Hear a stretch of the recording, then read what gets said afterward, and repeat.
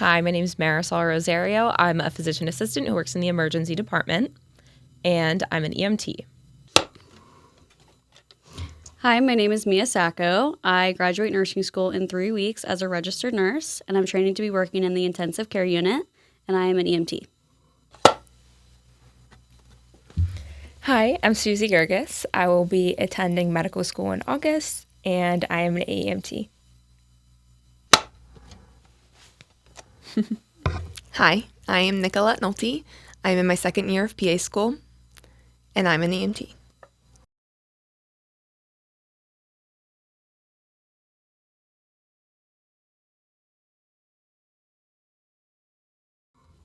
Ladies, thank you for coming on the show tonight. I really appreciate you making the journey out here to Nutropoli. Absolutely. Of course. Thank you for having us. I had an idea where I thought it'd be a great episode to have all four of you come on the show and talk about your years as an EMT and how it really helped develop you and your healthcare journeys. All four of you are in like very impressive paths in healthcare. Some PAs, some medical school, ICU nurse, things like that. So that's what we do here at Patched Up Providers. We want to get the word out that working in EMS, like you can really. A lot of people are under the assumption that like once you get the paramedic, that's the end, right? Like you hit a ceiling, but it's not really true. The experiences and things that you do can really take you to different experiences and different interests, and just like all of you, chasing your healthcare dream. So thank you for coming, and I want to hear all about it. No one wants to watch this episode to hear me talk. That would be tragic. I know. So they're going to be like, oh, I'm already clicking off. We all work together at an ambulance corps. Mm-hmm. We know each other well. Yeah. So I want to hear, Marisol, we'll start with you. Okay. So you're a PA now? I didn't know that. Yeah. Very good. Congratulations. And you're working in the ER? I am, yeah. Awesome. Do you think working in EMS really kind of helped you make that decision? Was it always your goal? Did you use EMT to kind of take steps to get there? Yeah, so I knew I wanted to be a PA when I was like 16, and I actually always wanted to go into orthopedics.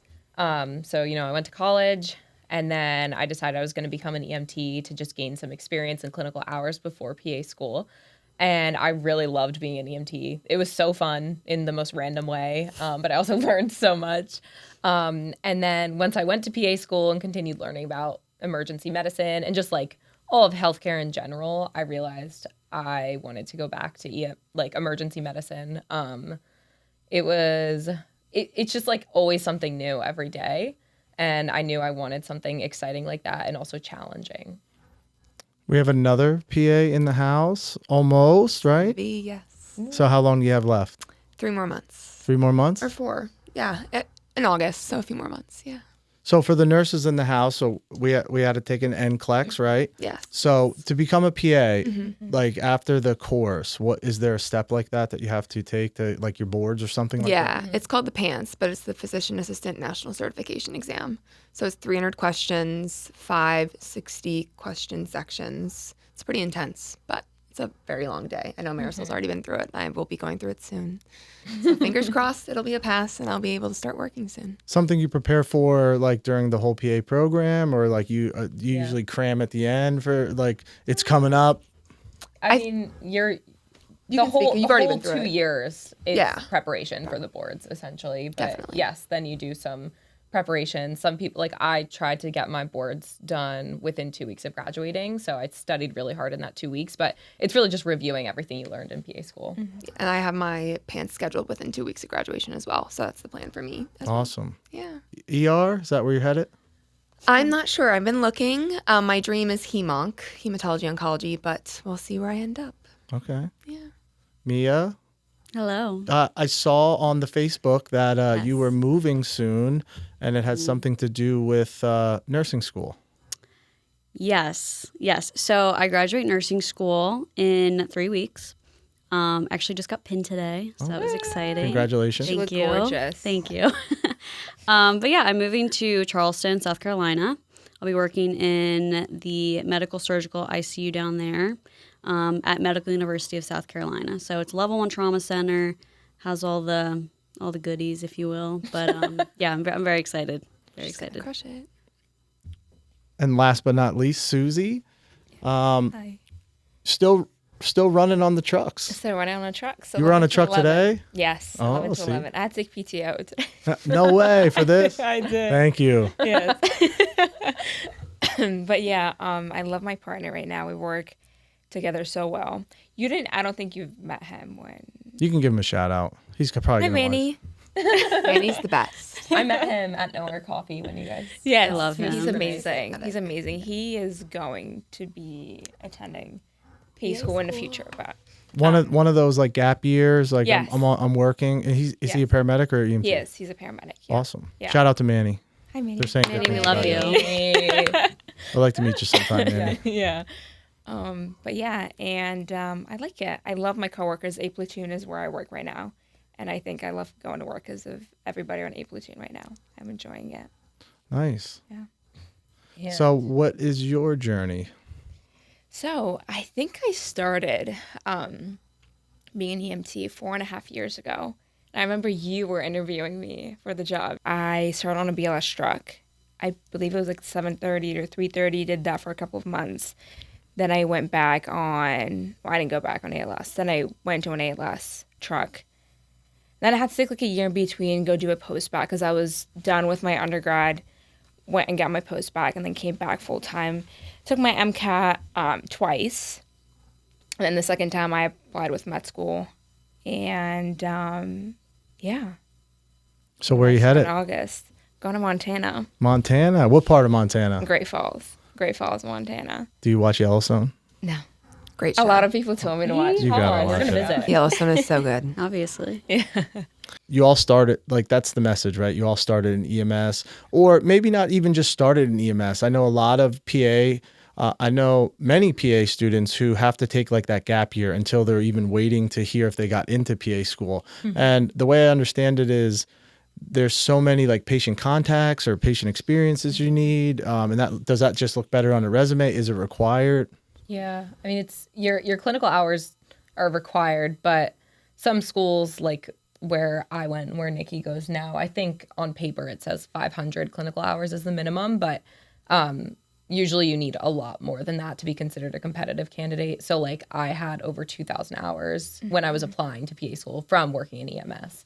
So that obviously made me more competitive, and just the experience also that I could like kind of speak on. And I think you feel the same way. Being able to Absolutely. like speak on it during our interviews and stuff, I think really helped elevate us as candidates. Yeah, I definitely believe being an EMT helped shape my journey for sure as a Yeah. future PA and in PA school. I've learned so much on the job as an EMT that has shaped and helped me incredibly, not only with like exams, but with patient care especially. Patient assessments, yeah. Absolutely, because there's a lot of people that get different.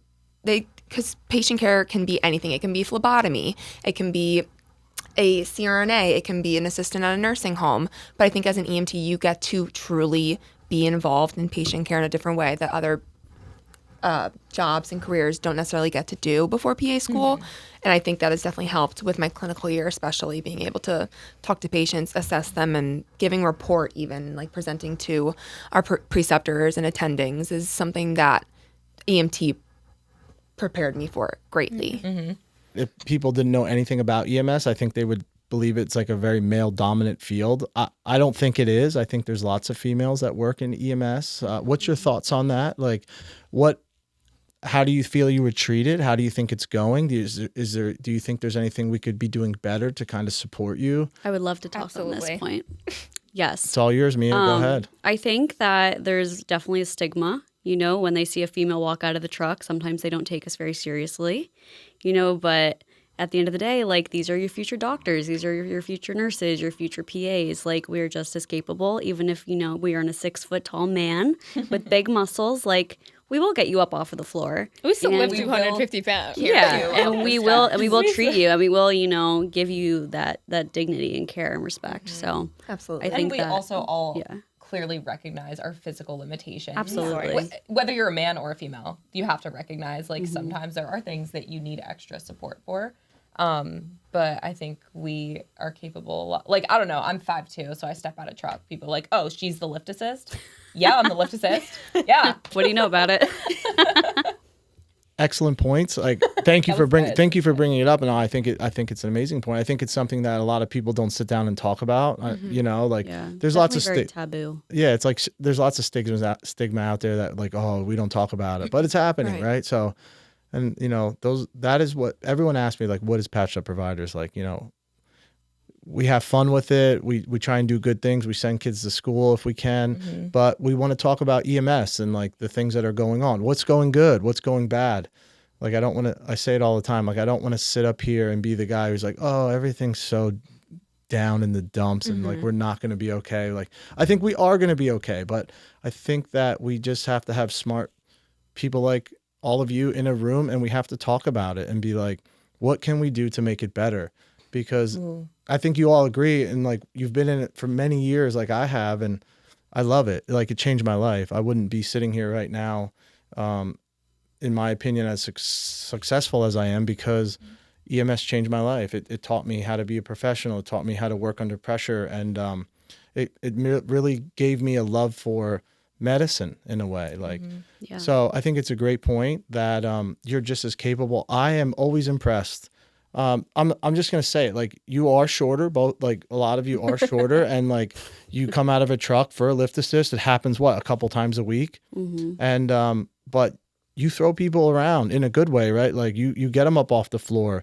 You lift. We live in a world of power litters now, right? But God. but they have to get on that litter, and you know, it's always impressive to see.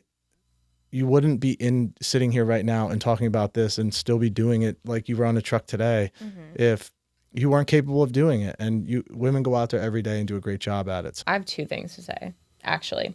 One was that I think that's what's so fun about working in EMS is like, yes, we're rendering medical care. It could be life-saving care in certain instances, but it's also just like so random what we do. It's like manual labor. I'm like getting a workout half the time because we're carrying someone up the steps. It's just random and fun. You're all going clinical in a hospital role. So I don't feel like we have that stigma in hospital. Like, if a male physician walks into a room and starts talking to a patient, I don't think they think differently when it's a female doctor as much as they do in the EMS realm. Do you think that is true or false? That's a good question. Like, is there a stigma if I show up on scene versus like a man? Yeah. Like, Is there as much of a stigma Like in the in hospital for male versus female as there is in the for hospital. in the field? Okay. I feel like I don't see it as much, but also this has only been through my clinical year experience in PA school, but I feel like there's still the same level of respect. I feel like I can attest to the fact that PAs are not as well respected as MDs, and a lot of the times people want a real doctor.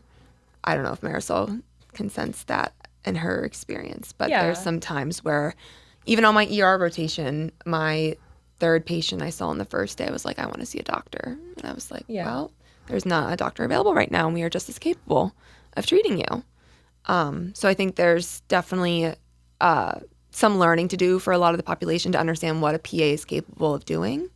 But I do think that being a female in the hospital, I still feel like I get the same level of respect as a male would. I actually feel like the roles are kind of reversed in the hospital when it comes to like male and female. You know, like in EMS, you like, you know, the general population thinks, you know, that it's a male dominant field, and they aren't going to see, you know, a 5'2", you know, female walk out of the truck and take care of somebody. But, you know, I know a lot of people that I work with in the ICU who are male nurses, and sometimes they, you know, are called doctor, and it's like, no, like these people can also be nurses. You know, so I feel like the roles are kind of reversed in the hospital, weirdly enough. Oh, like they assume they're a doctor because they're a man. They Yes. assume they have that power position. Yeah. So I feel like the roles are kind of reversed. Like, you know, you think nursing is like a feminine field, and you think EMS is a male dominant field, but I mean, they're very interchangeable, and you know. Another great point. Yeah. I agree. I mean, I'm a nurse. Yeah. And I would have to agree with you. Yeah. I mean, like, and in the ER, just where I work, I feel like it's even amount of males versus females, but like, I do subconsciously always think it's cool, like when we're in a trauma alert and there's a female attending or PA at the head of the bed calling everything, because I do feel like we expect it to be a man. Like we expect it to be someone masculine that's like in charge, but at the same exact capabilities, you know? I want to go back to Nicolette's point. Like, I don't want you. I want a doctor. I don't want a PA. And it's like, when someone's sick or somebody's hurt and they need to be in that place where they need to see someone, like they want the best care they can possibly get. And it's not, in my opinion, that you can't give the best care either. It's that they're not educated. Right. And it goes back to EMS. Like Absolutely. people don't know the difference between a PA and a doctor in the ER. And really, you do mostly a lot of the same thing. Yeah. And then like, and in the ambulance realm, like people don't know the difference between a paramedic and an EMT. They call us ambulance drivers. Yeah, we are all ambulance drivers. I'm such a good Uber driver. Yeah. I could save your life back there, but yes. I never let that bother me, but you're right. I think it's funny. People don't understand it, but they care in the moment, right? Yeah. They care when it's them or their loved one that needs to call 911 and have that ambulance. And now they want to worry about that. How many times have you asked, hey, what's the difference between an EMT and a paramedic? They don't know. Not much. Yeah. Awareness, so education, definitely. awareness, so Yeah. I'm going to lock in. So Marisol, not running currently on an ambulance at all. Is it like a no once you start? Like, because I know that there are some physicians I where would love to after med school to run on a truck. I still run on a Sorry. truck. Like I would love as a physician to be on a truck. I know there can be some difficulty though with the level of care. Yeah. As Yeah. that's the struggle. Like as we become a PA, like Marisol is an ER physician assistant, but out in the EMS world, she's an EMT. So she can only work under her level, her scope of care as an EMT. That's correct. But Unless if you have to pee. I can get like my PHPA, just like there's PHRN. Right. And I think I might be wrong, but I think it just involves me as a PA then taking the medic exam, or maybe there's some other specialized exam. And then I can get certified that way, and then I can be a PHPA run. But I think there might still be some differences of like what I can do in the ER as a PA versus what I can do on an ambulance as a PA. because of liability, isn't that? Yes. I've talked to someone that might be on the podcast soon that talked about that with me and said that is like, it's a liability concern. Yeah. And that is the issue because exactly like we might be able to know what to do in that moment because of the education that we've had, but within our scope of practice, we're not allowed to do that. And that's when it gets tough because if someone's life is in our hands, what do you do? I'm moving to South Carolina, and there they actually don't honor PHRN, so I would have to just go to paramedic school. Okay. I still have to kind of figure out the ropes and stuff because I do plan on going back and working pre-hospital at some point. But yeah, in the state of PA here, I think it's like 6 months. That was one of my questions for you coming up was, do you plan on getting your PHRN? I do, yeah. So my absolute end goal is to become a CRNA. So I first want to focus, working in the ICU for a couple of years. I want to get my CCRN, which is your critical care registered nurse. It's just an extra certification. But eventually, while doing that as well, I would love to get, my paramedic in the state of South Carolina. But because, again, they don't honor that PHRN. But, yeah, I mean, I feel like EMS is always going to be a part of me. It's where I started. I love it. Like if I see a truck going down the street, I'm like, dang it. Like, What's happening? I want to be a part of that. Yeah. Like, I don't know if that's like a silly thing to say, but like, No, I think we all feel We that. all feel that. yeah, it's like once you start, it's like it becomes a part of you. So. Absolutely. So you going MD, DO? DO. DO? Okay. DO. Woo. A lot of people, my wife's a DO, and like it's another thing, like people don't understand the The difference. difference. They might say, I want an MD versus a DO, and Right. and they don't know. They just think Yeah. in their mind they think it's better or worse, but it's Right. really, you're both the same amount of doctor, it's just one's osteopathic medicine. Yeah, and one is allopathic. Yeah. You can get the same residency now. You could get matched into Harvard as a DO and vice versa. So I think it's a stigma that they're trying to get over right now. Your wife went to BCom. Yep. Yeah, BCom is it's one Yeah. of the top DO schools in the country. So it's I feel very like much so many of the docs in the valley went to PCOM. BCom, Turo. Yeah. That's where I'll be going is Turo down in Montana. But I don't know. I don't see a difference. I think there's the OMM section for the DO that MDs don't get to really practice. But What yeah, is that? it's just the osteopathic manipulative. and She could that crack her is- back. Yeah, There is like a chiropractic aspect of it. Yeah, and I didn't do my research, but I think the chiropractic aspect of that stemmed from the DO philosophy. I'm not sure. You can correct me on that, but that's I'm not what I gonna. heard. That's all I know about it. But what about afterwards? So when you become a doctor, I'll say, you got off a shift today. You were running on an ALS truck. You were humping a truck and running calls. And I mean, you were on real life emergency calls today. And then once you leave and go to Montana, I'm sure you're gonna just focus on school. Cool. And then when you're done, how does it make you feel that will probably be the end? I don't know. I don't want it to be the end. Yeah. I feel like part of me, I would literally get like I would pick up EMT rate just to be on the truck once again. I'm enjoying it a lot right now. I was talking to like my coworkers the other day, and I'm gonna miss them on. I'm gonna miss the rush of it. Like the critical calls that we get are super interesting, and obviously you've worked it. We don't get to see much, so when you do get to do a certain call, you're like, wow, this is amazing. This is why I'm doing this. I won't get rid of my EMT. I know that. You'll always keep it. That's I'll what keep everyone it. does. Yes. Yeah, just in case. Yeah, I'm not right? gonna I can get a job tomorrow as a paramedic. You can get but that I still have my license. Literally, yes. I'm never gonna That let it lapse. Lululemon discount, Listen, No, we just yes. got 25% off, guys. We did. Gotta use it. No, I completely agree with what you're saying, Suzie. Like, Yeah. I cried my last shift. Like, it was, think I'm gonna I never expected to love EMS as much as I did. I'll be honest, I did not want to become an EMT at all. I knew I needed patient care experience for PA school, and that just seemed to be the best route. But I am very type A. I like to know what's going on. I'm a planner, and obviously EMS is not that at all. So I was incredibly terrified to start as an EMT, but within a few weeks of doing it, I ended up loving it. And it was something to look forward to every day. Like, I genuinely enjoyed going to work. I genuinely looked Yeah. forward to what was going to be occurring that day, because like you said, you never know what you're going to expect, and you're going to meet new patients every day and encounter new emergencies, and it's their emergency and they're in the scariest moment of their life, and the fact that we can go and help them in one of those moments, their lowest moments, I think is truly an honor. And I was so sad to leave it, but I think we all will always have that peace in our heart.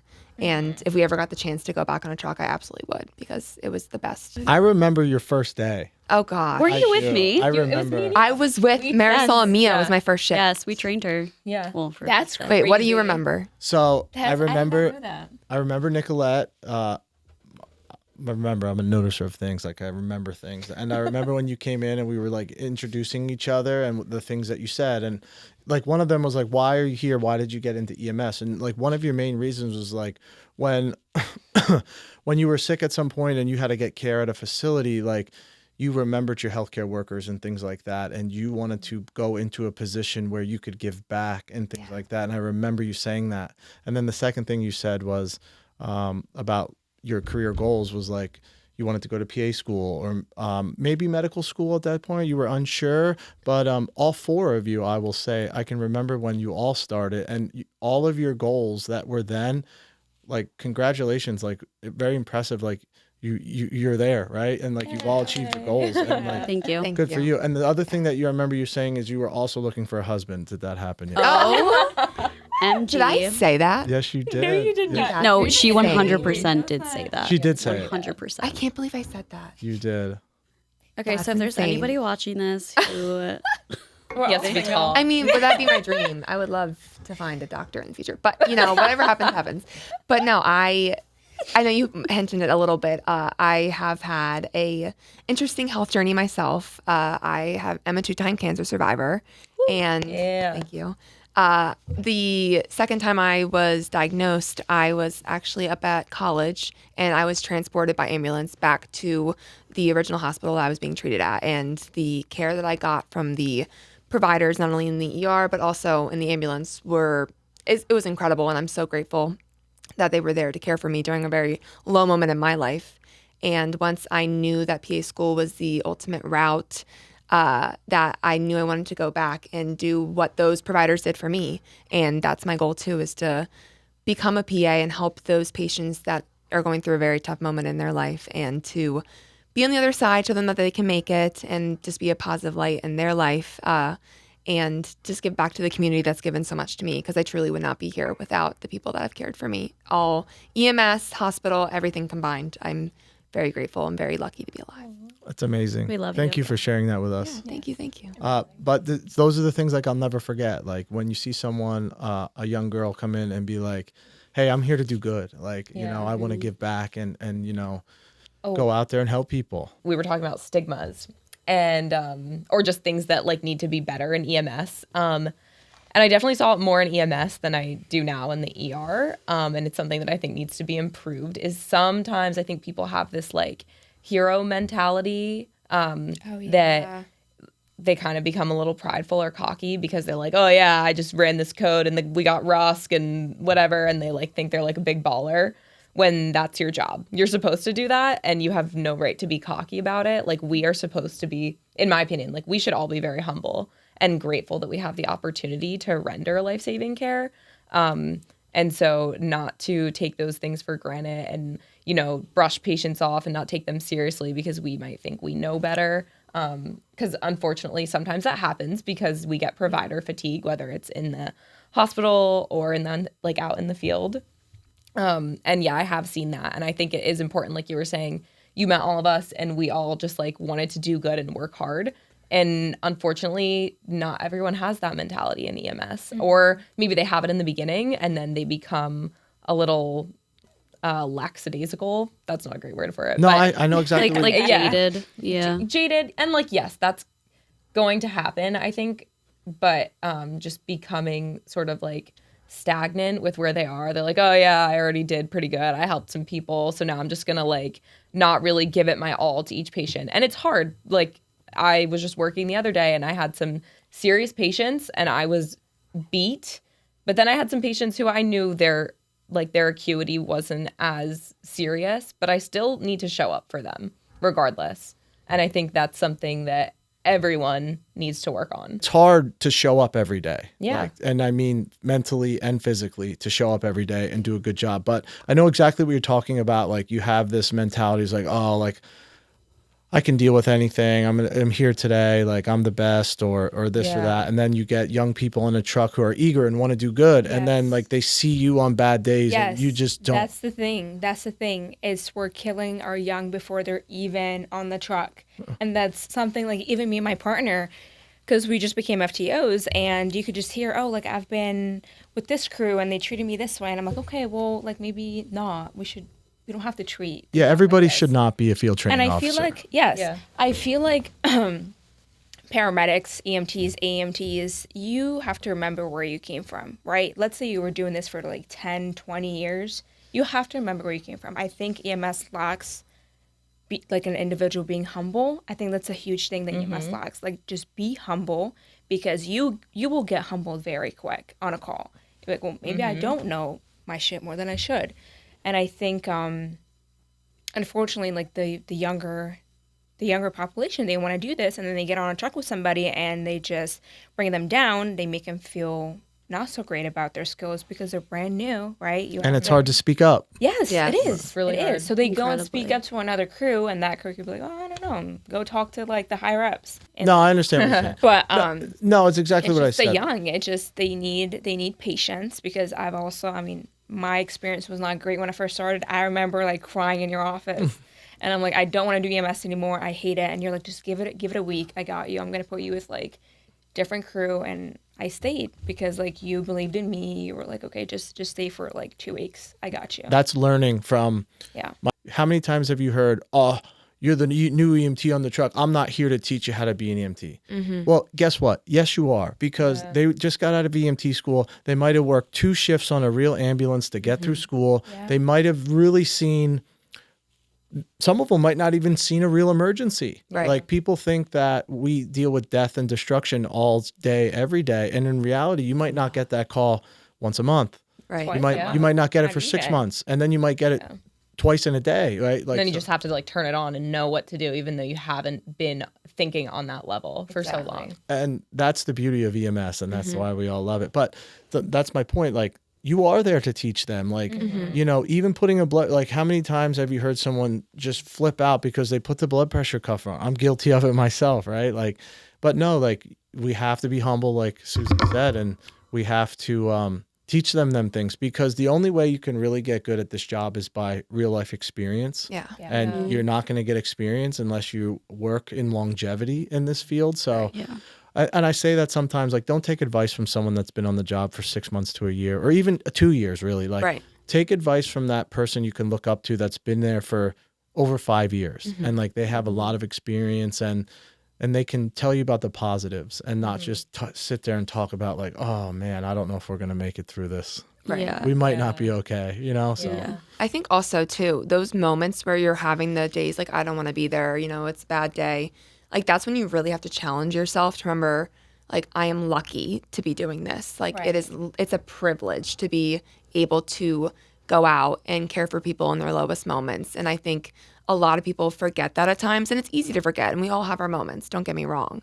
But those are the moments where you have to just take a step back, change that perspective a little bit, and just be like, I'm like very blessed and lucky to even have this opportunity. And I think those are the moments too that really do challenge you as a provider. But those are when you grow, you really do in those like low moments when no one wants to be there. You know, we all have those days when we're just very over it and tired, and the patients can be frustrating at times, and we're seeing the same patient for the 5th time that week. Or frequent flyers that we love so much. and they can get treated either way. It could be Right. like, oh my God, you're calling again, or it's like, oh, this is a joke now. Like, Right. it's fun to see you again for Yeah. the 5th time. Yeah. a week. Those are the moments where I think people need to remember like why they're doing this, remember their why. I thought you were going to go to a place where it was going to be like, maybe you should reflect and be self-aware and be like, maybe I shouldn't be here today. It feels like you can't step away because you are a critical part of the community. Like, we don't get days off. It doesn't matter that there's a blizzard outside. We have to make it work. Which I think we, you know, when we sign up for these jobs, we know this. But then sometimes we're like, why is it that we have to like struggle through these things? And I don't think we're talking about calling off one day, but like Yeah, sometimes maybe you need 2-3 days or a week even to just reset and be like, oh, okay. Like, we have to take care of ourselves. We talk about work-life balance.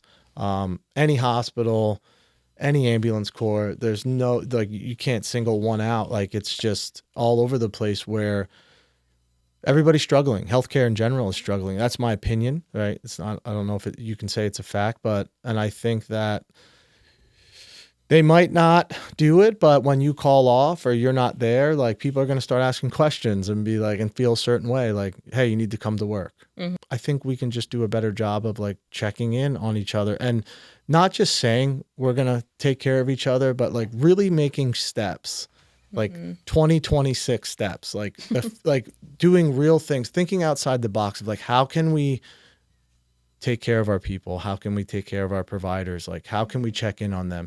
Like it's cliche. We're going to be like, oh, we got them pizzas or something like that. You know, like that's great. Like, people are thinking about it, but like, we have to start thinking about different ways of how we can check in on all healthcare providers and really getting a sense of like how they're doing. That's how I think about something that like I always appreciated was like, you know, for example, like a couple years ago, my partner and I got a really traumatizing call, you know, and we do have things in place like SISM, you know, and you know, at the company that I was working at, they were like, you know what, like, just take the day off, take care of yourself.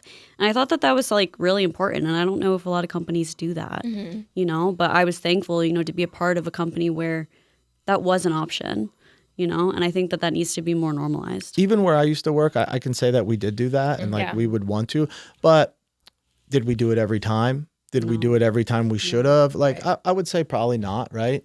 But those are the things that slip through the cracks, and those are some of the most important things, I believe. Yeah. I think one of my worst the worst call I think I was ever on, we had a student with us, and we were offered to have a SISM, and I was just worried about the student even more so than myself, and it was still my like first worst call, but I was so concerned for her mental health in that moment that I didn't even realize, like, for myself, like, maybe I would have benefited from that SISM myself, but I knew that she didn't want to talk about it, and I was like, then we don't need to do it. But I heard, like, later down the line that she ended up needing to talk to somebody about it, and I'm really proud of her for taking that step and getting that help.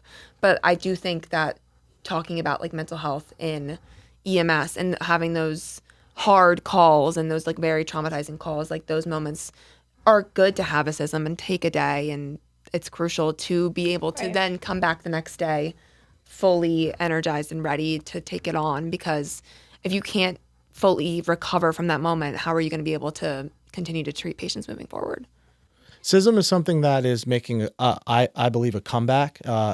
We are using CISM more. At least when I was around a couple years ago, the CISM was more prevalent. It was, and I think we should. I think we're going to have hopefully get some CISM people on here to talk about what they are, to bring awareness. That would be great. We keep saying the word stigma when someone offers you from an organization. Do you want to talk to CISM? I think that stigma is still there, that you are a wimp or whatever you want to call it. That if you say yes, right? Yes. So I think it's important to just take that and like.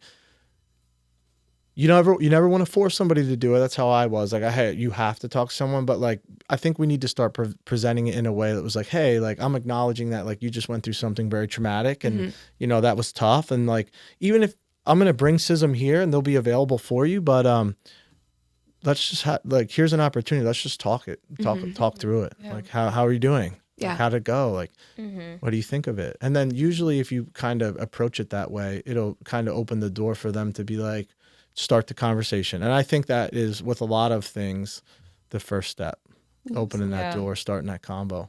Yeah, definitely. I think we talked about like stigma of women versus men in EMS, but Suzie, I think you just brought up a great point. What were you saying about that? I think, there is women versus men. I think this whole idea of men versus women is just really dragged on. I think we're now equal. I think the more problem that we have now is a women versus women. And I have seen that in EMS. I have seen that in the hospital. I have seen that probably everywhere I go. Not just healthcare, I think just in general. I think women are like, oh, I'm a girl's girl and I support you and all of that. But I do think some women don't. I think if you make a mistake in EMS, they'll hold that over you and they'll remember you with that mistake rather than say, hey, like, you've done this. How about we work through that? Or I am a woman. Being a woman, I know it's a bit difficult. Let's talk about it. Let's get through it. But no, I think women do pin against each other. And there's always this like clickiness and not being very like open, I guess. I don't know where I'm trying to go with this, but I know they're rude.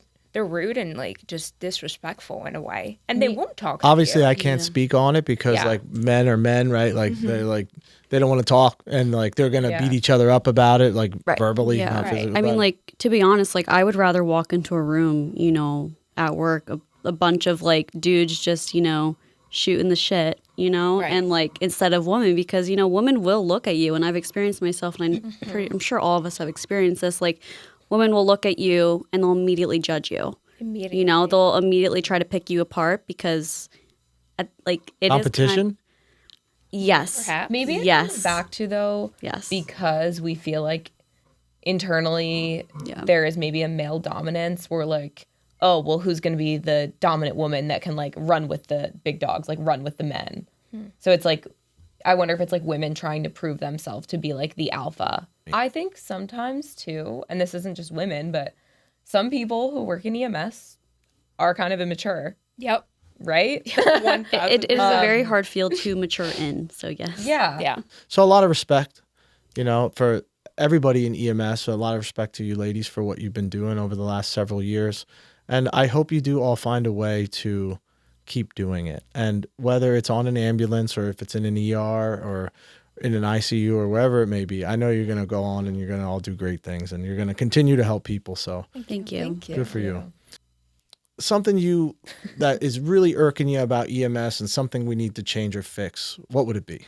Sometimes just EMS in general harbors this like God complex, like, oh, I'm the best medic or best EMT, whatever, and I know all my stuff because I've seen all of these traumatic things. And we need humble yourself. Like, you're not the best. It's your job to care for people. It's your job to save their life. Genuinely, it's your job to recognize that they need intervention. It's your job to do the intervention. And if you save someone's life, that is amazing. That's our goal. But that doesn't make you better than anyone else. Don't be cocky, be humble. I think that it's very normalized, for people to just be miserable. Like I remember walking into my first day as an EMT cleared, on an ALS truck. And I was scared out of my mind because, the person that I was partners with was just a miserable human being. But that was normal. Like, that was normal, And, like... I know what you're saying. Yeah, I know you do. I know you really... No, I hear. Yeah. I feel what you're saying. Like, yeah. no. And, like, when we have, students on the truck, I mean, because I still do work on the truck, every once in a while. Like, I try my best, like... to kind of have this positive attitude. And, I don't think it's easy to have a positive attitude in EMS, because there is burnout. You don't get those critical calls that you thought that you were going to be doing every day when you signed up for the job. But I think that, as a provider, like your attitude can change a lot. And I think that it needs to be less normalized, to be miserable in the field. I've heard something that said, should EMS be a bachelor's seeking degree? Like, should you go to college for 4 years in order to become a paramedic? And I think it's a very interesting topic. I would love to talk about that. Why did you say that? Is it because that maturity level. like going to 2 years of college, like you learn a lot? And yes, you learn time management, you learn respect, you learn professionalism. You learn so much in college that I don't think a lot of people have in EMS. And I do think, though, you have to argue the salary then. I agree with you very much that if they're going to do that, I don't know if I'm opposed to it because of the maturity thing. I agree 100% with that, but I think we got to start taking care of each other a little bit more, especially with the pay. Yeah. Mm-hmm. Yeah. Agreed. And I think that's why a lot of people don't want to get into EMS because they know the pay is not so good. Absolutely. Like, it is not a livable wage. Like, I cannot be an EMT and live on what I'm making if I'm trying to have 2 babies and let's say I'm trying to be like the provider. I don't think I could survive on that, especially with this economy. It's something we don't talk about. Yeah. It's so I used to tell the story a lot. Like my dad, my dad can fix anything. Like I look up to my dad. Like my dad taught me a lot of things. But one thing he taught me was how to be a worker, right? My dad would wake up and he was a pipe fitter for the union. And he would go around and like supermarkets have all those cases and they keep ice cream cold and frozen vegetables cold and like refrigerators and things like that. So food doesn't spoil. And I remember there was a time when I had my EMT where I was waking up and making $11.70 an hour. And he was going all over and making, $40 to $60 an hour working on, like his job, which is very important. But I felt a certain way because I was going on an ambulance and dealing with life and death situations, making less than $15 an hour. And I did it for many years. And then I was so happy when I got my paramedic and doubled my salary and started at $27. But like, where did we miss the buck on the pay of EMS? Right. And I think my theory is people used to do it for free. Like the buzzer would go off in town and volunteers would come out of their house, they'd get in a truck and they would go take care of their neighbor and they'd do it for free. Yeah. And that is my opinion on why the pay is so low. I agree. It may be, but I mean, nursing started out as volunteers, Right. Yeah. So you could definitely attach it to that too. Mm-hmm. So even nurses, like during COVID, I know that it shot way up. And although it was hard time, I think nurses were happier though, because some of them were making $100 to $150 an hour. So talking to, like my preceptors and stuff who did work in COVID, it was kind of like a give and pull, like, yes, we're happy because, we're making a lot of money, but also at the same time, we're zipping up our patients in body bags every day. Yeah. So is it really worth it? Is that really worth, the mental strain of, doing that every day? If you're an FTO, teach them. If you don't want to teach them, don't be an FTO. Do not even try to bring out that negative energy or your burnout to the student. I think everybody's excited to be in the field. The people that are coming in, I think, should give them a chance. And like Mia said, and Marisol, just change your mentality a little bit. Change your perspective. You chose this job. Nobody put a gun to your head to do it. So change that perspective. Second thing, the pay, I think that can be changed. Like their attitude can be changed positively if they get paid more. Mm-hmm. Okay, Nikolette, last one. EMS, if you could change one thing about it, what would it be? I think a lot of us have already touched on it too, but I completely agree. The mindset has to change. I would come into work I worked in 11 to 11 most of my time as an EMT. All of us worked 11 to I 11. think we all did at some point. Yeah. Love that shift. But 10 out of 10. so we come in and a lot of people are already there, already started their day, but a lot of people are very negative. And it's very hard to start a 12-hour shift with just negative energy around you. And like I said earlier, like we get called to go to people's homes when they're in a dire state, when they are in an emergency themselves. And we have to remember those moments, like it is not our emergency, it's theirs. Right. And I think a lot of people with that negative attitude can be rude to their patients and inconsiderate at times, when we need to remember and take a step back and be there for them in some of their scariest moments. So for me, I think it's hard. We all have our days, like I said earlier, but having a more positive outlook and just the gratitude to be able to do what we're doing, I think is crucial and something that a lot of people don't realize and take for granted. Anything, what do you love about it? Like, give me some positives about EMS. Like, what is Yeah. really the good that we got going? I think looking at the opportunity, like Nikki said, to help people on their worst day, I think, and like I mentioned before, I wanted to do ortho since I was 16. And then once I was an EMT and then went to PA school, I realized I like having this opportunity and platform to have a specific type of impact on patients where I can meet them at their worst and try to make them feel better. And sometimes it's not always physical with medicine. Sometimes it is just like listening and providing compassion that can be extremely powerful in helping people. And I got a taste of that working in EMS and being able to be there for people while they were struggling. And I just wanted to continue doing that. So that, I mean, if I was never an EMT, I don't know that I would be working in emergency medicine right now, but I'm glad that I was. I also think without working in EMS, I would have not met my best friends here. I What a also- great point to bring up. I don't think we hit on that. I know. Yeah. I literally met all three of them via EMS. So I'm super blessed for that. I also love my coworkers. I love going to work because of my coworkers. I think if I hated who I'm working with, I don't think I would like the job. Like when you and I people work are together, fun. like Yes. it feel like we always say this when Suzie and I Yes. work together, which is often. We're like, Yeah. I'm just feel like I'm working with I'm just with my best friend. We're just hanging out.